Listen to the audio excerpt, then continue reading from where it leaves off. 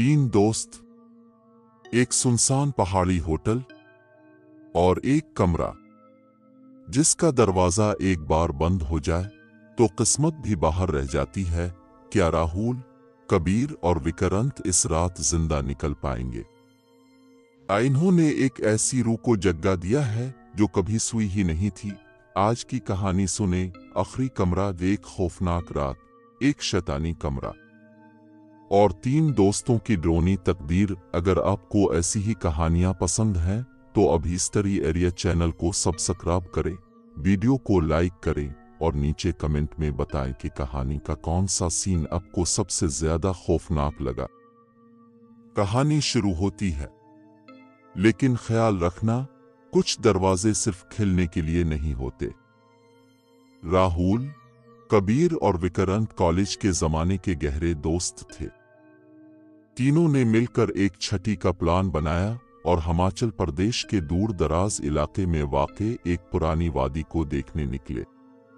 रास्ता खूबसूरत था, पहाड़, जंगल और बादलों का सफर। मगर शाम के वक्त मौसम अचानक खराब हो गया। बारिश शुरू हो गई और उनकी गाड़ी कीचड़ में फंस गई। कबीर गाड़ी से निकलकर, यार राहुल, ये क्या फंसा दिया तावने, बोल रहा था। शॉर्टकट है। राहुल मुस्कुराते हुए, अबे थोड़ा सा ही आगे होगा वो गांव, वहां पहुंचकर रात गुजार लेंगे। विक्रांत, फिक्रमंदी से अंधेरा हो गया है और यहाँ कोई सिग्नल भी नहीं रहा। तीनों दोस्त अपना सामान लेकर करीबी रास्ते पर पैदल चलने लगे। कुछ दूर चलने के बाद एक पुराना सा बोर्ड नजर आया, hotel Shanti palace, 500 metre. Hotel देखने में बहुत पुराना, सुनसान और वक्त का मारा हुआ लग रहा था। दरवाजे पर जंग आलूद घंटी बजाई तो एक बूढ़ा आदमी बाहर आया। इसकी आंखों में अजीब सी खालीपन था। बूढ़ा, रात गुजारनी है, सिर्फ एक कमरा बचा है, आखिरी कमरा। कबीर, 3 लोगों के लिए ठीक रहेगा, हम एक रात के मेहमान हैं बस। बूढ़े ने उनका इंदराज किया और उन्हें होटल की तीसरी मंजिल पर ले गया। राह में सब लाइट्स धीमी थीं।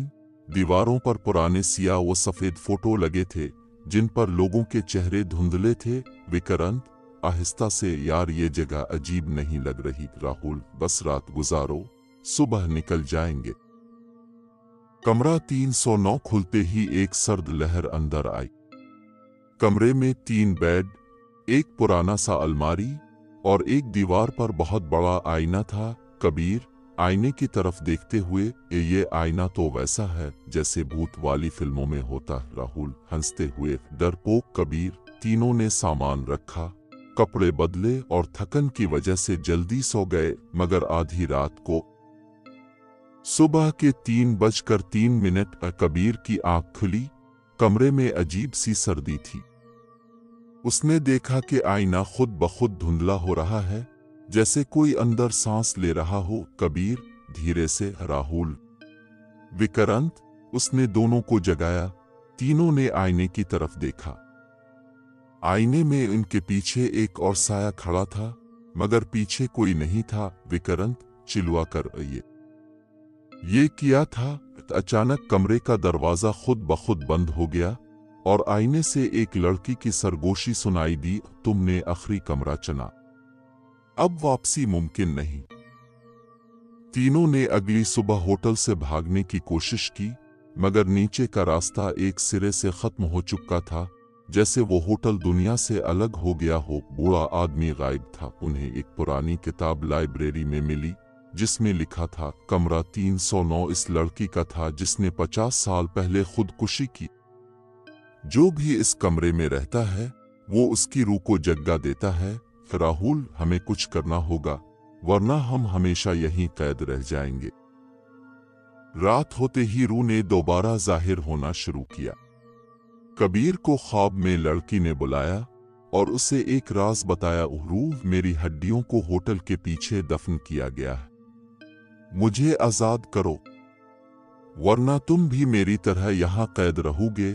तीनों दोस्तों ने कमरे की फर्श खोदना शुरू किया और वाकई नीचे इंसानी बाकियात मिले। जब उन्होंने इसे बाहर लाकर होटल के बाहर जला दिया एक जोरदार चीख फिजा में गूंजी और सब कुछ खामोश हो गया। सुबह होटल फिर से नॉर्मल लगने लगा। बूढ़ा शख्स वापस आया और बोला, बूढ़ा, तो तुमने उसे आजाद कर दिया, मगर अब वो तुम्हारे साथ है। तीनों दोस्त जैसे ही होटल से निकले, उनकी गाड़ी सही सलामत मिली। रास्ता साफ था, लेकिन जब उन्होंने गाड़ी के शीशे में देखा, इन तीनों के साथ पिछली सीट पर वही लड़की बैठी मुस्कुरा रही थी। राहुल, कबीर और विक्रांत आज तक गायब है। होटल शांति पैलेस अब भी मौजूद है, मगर कमरा नंबर 309 हमेशा बंद रहता है।